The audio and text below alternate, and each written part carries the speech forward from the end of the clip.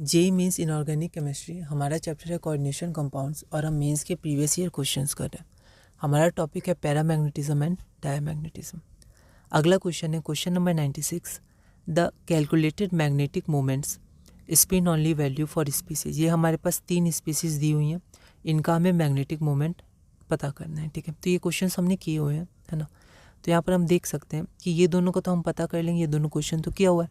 Mn/2 का अगर हम देखें तो यहाँ पर Mn हो जाएगा 6+ और 6+ होगा तो यहाँ पर 3D1 कॉन्फ़िगरेशन हो जाएगा और 3D1 कॉन्फ़िगरेशन में n=1 रहेगा।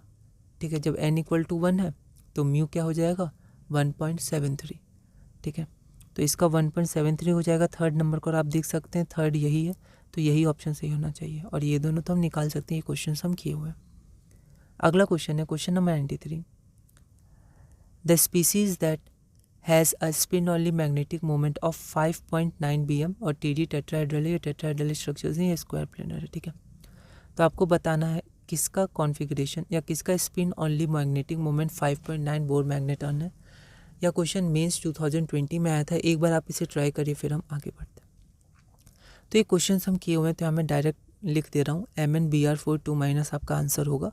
वीक फील्ड लिगेंड है Br-F-Cl- 3D5 हो जाएगा, तो n=5। तो यहीं से डायरेक्ट कर सकते हैं n=5, तो यहाँ पर भी 5 क्योंकि इंटीजर वैल्यू हम लोग लेते हैं जनरली, है ना।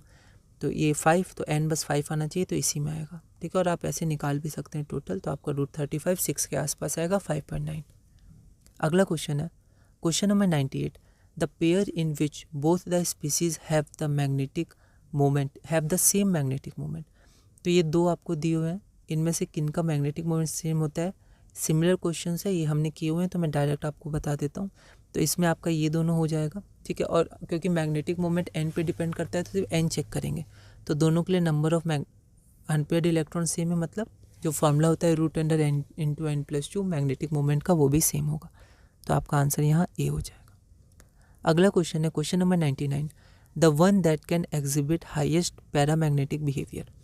अब यहाँ पर ये क्वेश्चन थोड़ा नया सा है, तो कॉन्सेप्ट सेम रहेगा।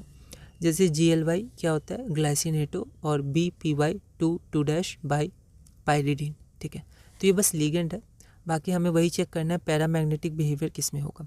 अब ये delta not greater than P है, तो यहाँ पर क्या हो जाएगा कि यहाँ पर आपका पेयरिंग हो जाएगा।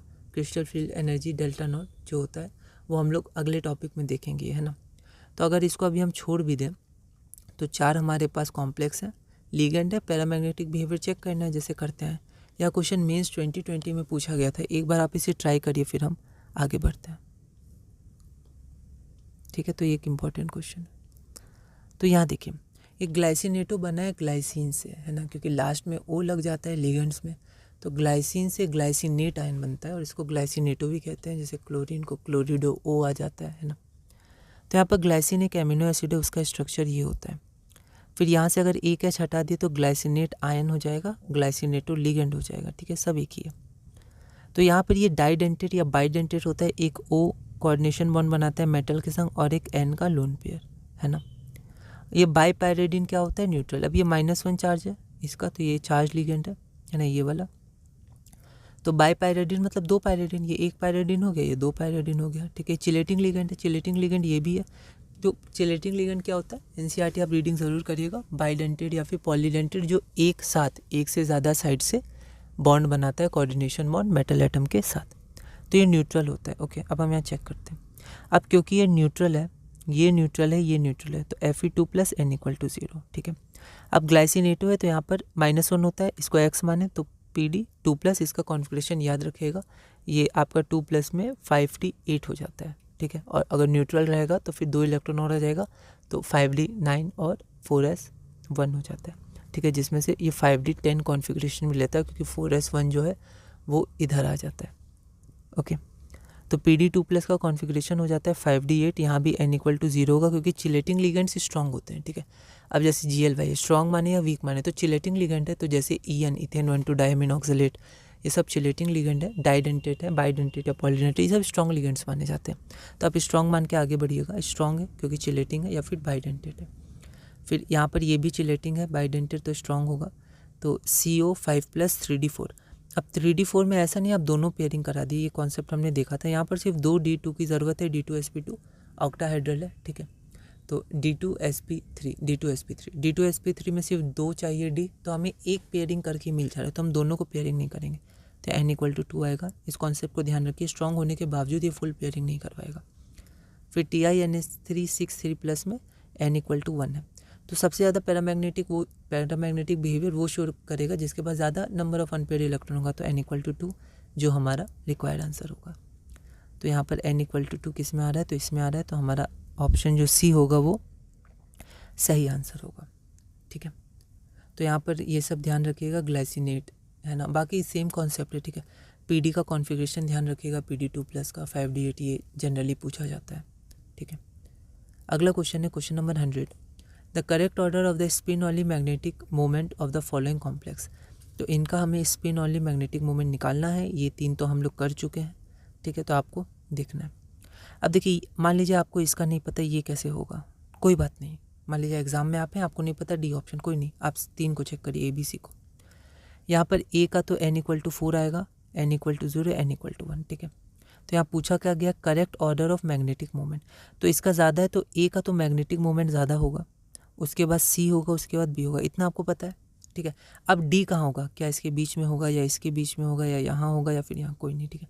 तो हम लोग कैसे ऑप्शन एलिमिनेट कर सकते हैं अभी कि A, B और C दोनों से ज़्यादा होगा, तो यहाँ A C से कम है तो ये नहीं होगा, यहाँ A C से कम है ये नहीं होगा, यहाँ A C और B दोनों से ज़्यादा है ये हो सकता है, और यहाँ A और B बराबर है जबकि ऐसा नहीं होगा, तो बस आंसर C हो गया, ठीक है। तो आप ऐसे भी आगे बढ़ सकते हैं, पर यहाँ पर हम लोग इसको देखते हैं, ये क्या, ये काउंटर आयन है, ये लिगेंड नहीं है, ठीक है। जैसे K2 होता है ना, काउंटर आयन K2, और उधर अगर हमारे पास कोऑर्डिनेशन स्फीयर कैटायन है तो एनायनिक काउंटर आयन Cl2 होता है, Br होता है, ठीक है, और पॉजिटिव काउंटर एनायन Na होता है, K होता है, ठीक है।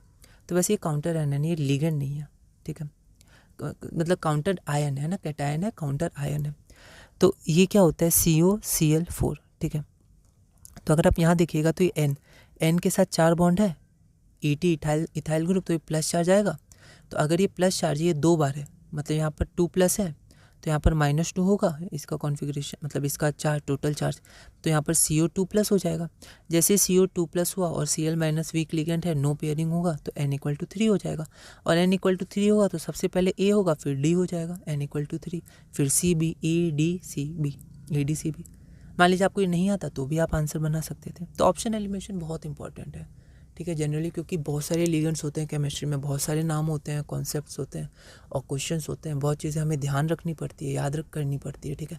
तो कभी अगर ऐसा आ जाए तो हमें जो जो याद है, जो जो कॉन्सेप्ट पता है, उसके हिसाब से हम आगे बढ़ सकते हैं और ऑप्शन एलिमिनेट कर सकते हैं। बहुत इंपॉर्टेंट है, अभी से आप प्रैक्टिस करिए, है ना, अपने नोट्स बनाइए, अपने लैंग्वेज में लिखिए, है ना, और जो जो आपको कॉन्सेप्ट मिले वो सब लिखिए खुद से, आपके नोट्स हैं, आप बनाइए और खुद रिवाइज़ करिए अच्छे से लिख के, ठीक है। तो हमने क्वेश्चन नंबर 100 तक किया, अगली वीडियो में हम क्वेश्चन नंबर 101 करेंगे और इस टॉपिक में आगे बढ़ेंगे।